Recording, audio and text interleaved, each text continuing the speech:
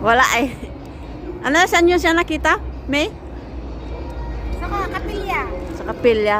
Ikaw sis, ilang buwan ka na dito? 1 month. 1 month, galing Pinas. Saan ka galing? Hindi naman pala. Davao din. Hindi. Di ba first time mo dito sa Hong Kong? Tapos galing ka ng inang bansa. Wait, Ilang taon ka doon? more than 2 years. Oo, magkano naman sahod doon? Secret for fun. Hindi, ekon kasi. Di ba? Para makita mo naman yung difference ng Kuwait saka dito. Malaki Secret for fun. Pero malaki. Estimate lang. Secret. Ay, gano'n. Yes. Ano pangalan mo? Ay, nga Rod? Lenny. Lenny. Robredo? Sir. Librando. May bago kaming kasama. Kasama. Aampunin daw ni May. Muna. Di ba sis? Hindi nyo na kailangan ampunin. Ano ay? Anong tawag doon? Mag-sit in lang. Sit in. Mamaya, hindi mo mamamalayan, 5 taon ka na sa akin. Ganyan din mga yan, oh. Tinan mo. Ako unang nag-sit in Ah. sa kanila eh. Ako. Ikaw. Oo. Tapos siya. Oo. Tapos siya. Ako. Ito yung mga original. Sila yung mga original. Yung may mga roots na talaga. Anong rots? Ugat? Ang tawag, ugat yon. Yung mga rots, ugat yon. English Ugat. lang yun. Oo. Marami ng rots sa paa. Ugat. Naniniwala mo sa akin is you are already saved. Yung ganun. So are you sure po ba? Ito na yung last day natin sa mundo. Are you sure that you're going to heaven? Kung sakaling gumawa ka ng mali, Opo. tapos believe mo na wala kang sin, di mo pupunta ka sa langit. Opo, kasi gawa niya Kahit yun. nakapatay ka. Opo, kahit nakapatay ka po sa Basta naniwala kang wala kang kasalanan, mapupunta ka sa langit. Opo. Wow. Kasi nga po, binayaran na niya. Kasi sabi nga po din, it is finished. Kaya nga ng Panginoon, kapag nakagawa tayo ng mali, dahil yun sa pagsunod natin sa thoughts natin. Kasi saan nag-ooperate si Satan sa thoughts natin. Kaya tayo nakakagawa ng mali.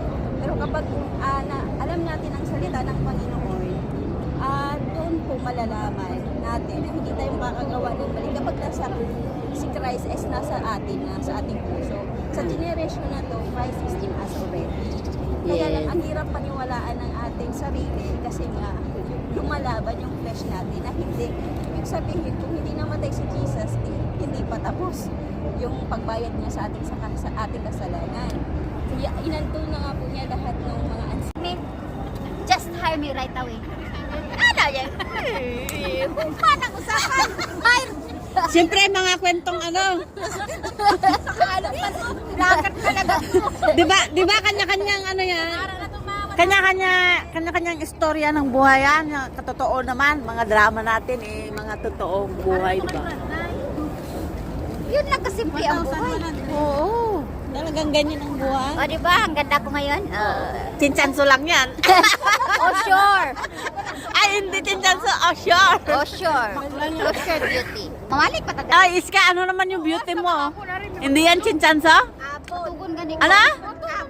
Abon. kami mamaya aalis. Honesty. Tsaka, yung nilagay mo sa mukha mo, ano? Foundation. Anong foundation? West Lady galing Pinas. Oh, I see. Kaya pala puti-puti ng mukha mo. Sponsor sa akin ng ganito. Ganon.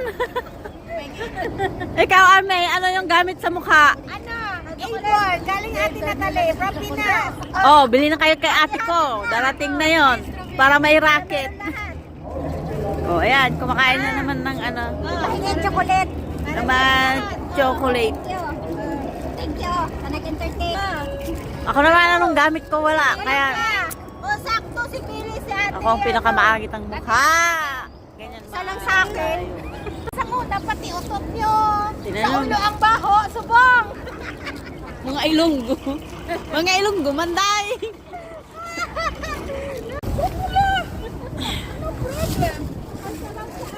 Ano pasalubong mo? Ito lang yung vlog. Ano yun ang binibili mo? Maganda yan, oh. Kaya nga, ang cute eh. Ang lamig ng hangin. Ayan, ayan daw yung pasalubong. Siyempre, hindi lang yung taga Pilipinas ang nag-aantay ng pasalubong. Pati yung mga galing Pinas at taga Hong Kong nag-aantay din ng pasalubong. At ito ang pasalubong, ding-dong. Ay, meron akong Diyos ko, ang lamig bili, naka-shirt. Mainit yan. Ay, akala ko skin yan.